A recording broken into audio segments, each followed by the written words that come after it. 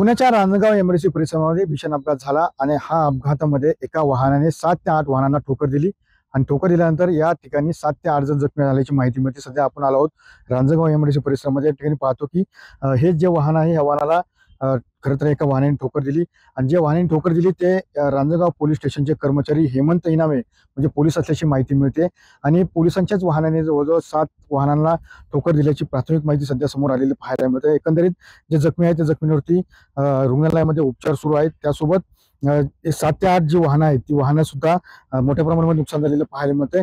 एकंदरीत याबाबत Ranjangaon MIDC police स्टेशनमध्ये जे पोलीस कर्मचारी आहेत हेमंत इनामे यांच्यावरती सुद्धा गुन्हा दाखल केलेला पाहायला मिळतो। त्यासोबत हेमंत इनामे आहेत जे पोलीस कर्मचारी आहेत त्यांना सुद्धा अटक सुद्धा करण्यात आलेली माहिती सध्या पोलीस निरीक्षक महादेव वाघमोडे यांनी दिलेली आहे।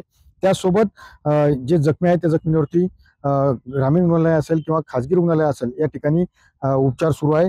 मात्र एकंदरीत हा जो प्रकार आहे तो प्रकार रविवारी रात्री 10:30 वाजल्याच्या सुमारास घडला आणि त्यानंतर गुन्हा दाखल होण्यासाठी 1 दिवस कालावधी गेला। मात्र एकंदरीत पाहिलं की सोमवारी या प्रकरणी जे पोलीस कर्मचारी आहेत हेमंत इनामे यांच्यावरती हा जो आहे तो गुन्हा दाखल केलेला पाहायला मिळतोय।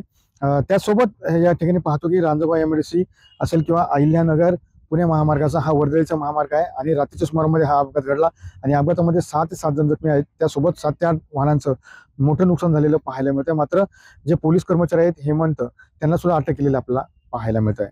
कारण अतुल सुलदरे टीव्ही मराठी रांजणगाव पुणे।